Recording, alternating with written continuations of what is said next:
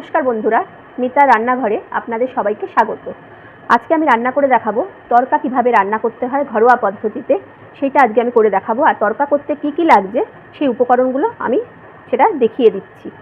প্রথমে এই তরকার ডালটাকে আমি কালকে সারা রাত্রি ভিজিয়ে রেখেছিলাম।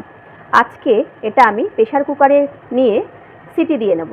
একটু নুন দিয়ে নিয়েছি সামান্য, লাগছে সর্ষের তেল,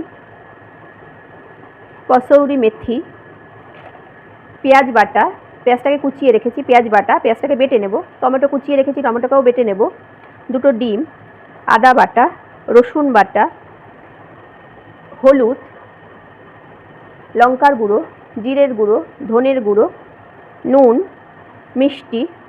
এখন আমি প্রেসারে একটা সিটি দিয়ে নিয়েছি, এই 5টার মতো সিটি দিয়েছি। একটু দেখে নেবেন, ওই 5টার মতো সিটি দিলেই হবে। এবার আমি কড়াই বসিয়েছি, কড়াইতে একটু সর্ষের তেল দিলাম, তেলটা একটু গরম হবে, অল্প একটু সর্ষের তেল দিয়েছি আগে, দেখুন। তার কারণ এই ডিমটাকে আগে ভেজে নেব আমি। কড়াইতে তেল দিয়েছি, অল্প একটু সর্ষের তেল দিলাম ওই ডিমটাকে ভেজে নেওয়ার জন্য। আগে ডিমটাকে ভেজে নেব, আগেই বেশি তেল দেব না। এই দেখুন ডিমটাকে ভেজে নিচ্ছি।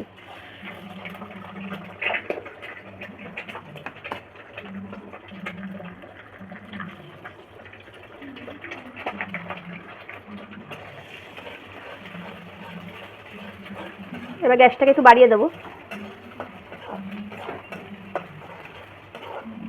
এবার একটু নাড়াতে থাকবো, নাড়িয়ে এটা একটু ভেজে নেব। এই দেখুন ভাজা হয়ে গেছে, আমি এটাকে তুলে রাখছি আগে।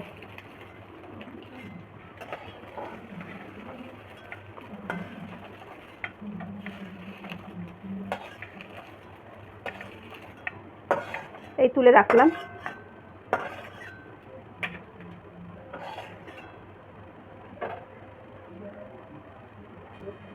এইবার কড়াইতে একটু, তখন অল্প পরিমাণে তেল দিয়ে ডিমটাকে ভেজে নিয়েছিলাম। এবার তো কড়াইতে যখন তেল দেবো, তেলটা একটু বেশি দেব। এই দেখুন,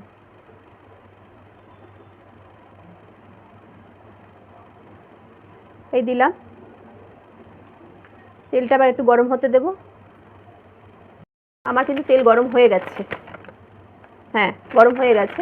এবার একটু তেলে কসুরি মেথি ফোড়ন দেব, তাহলে খেতে খুব ভালো হয়, টেস্টি হয়, সুন্দর একটা গন্ধ আসে।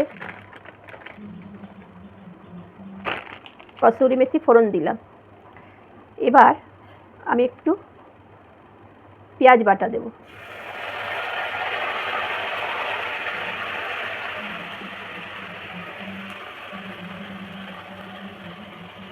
দিলাম।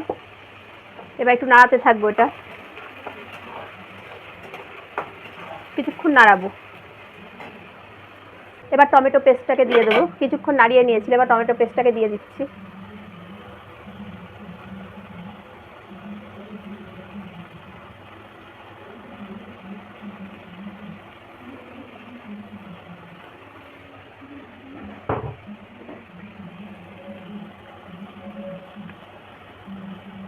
টমেটো পেস্টটাকে দিয়ে দিলাম, দিয়ে এর মধ্যে একটু নুন দেব,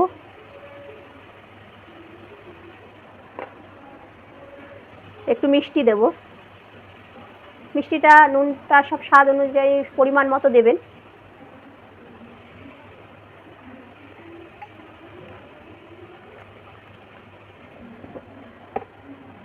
এবার একটু হলুদ দেব,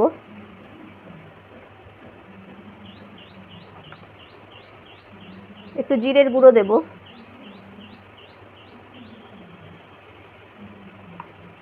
একটু ধনের গুঁড়ো দেব, একটু লঙ্কার গুঁড়ো দেব,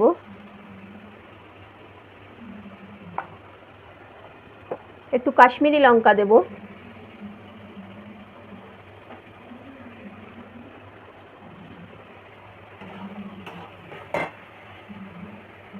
একটু আদা বাটা দেব, একটু রসুন বাটা দেব।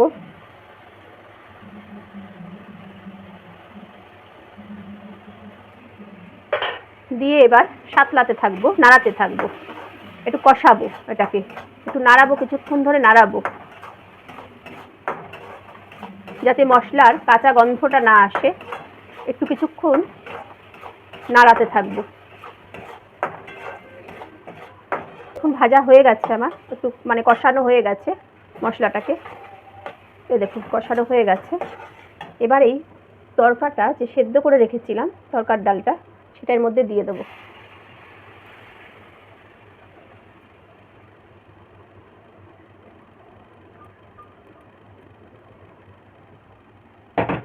দিয়ে নাড়াতে থাকবো।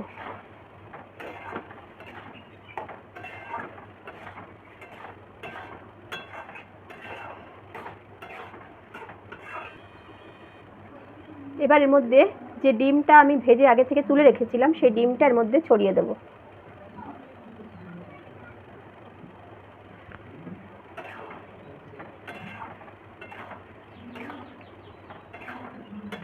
দিয়ে কিছুক্ষণ নাড়াবো। একবার আপনারা বাড়িতে করে দেখবেন, এটা করে অবশ্যই আমাকে কমেন্টে জানাবেন যে খেয়ে এটা কেমন লাগলো। এটা রুটির সাথে দারুণ লাগে। এবার এর মধ্যে একটু জল দিয়ে দেবো।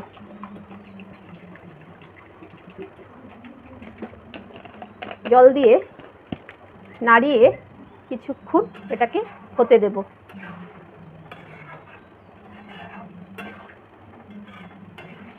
এই দেখুন নাড়িয়ে নিলাম, পুরো নাড়িয়ে এবার এটাকে হতে দেব, ঢাকা দিয়ে রেখে দেব।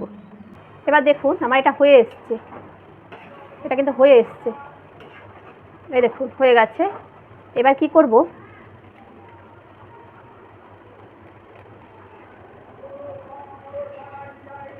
একটু গরম মশলা দেব। এই দেখুন একটু গরম মশলা দেব।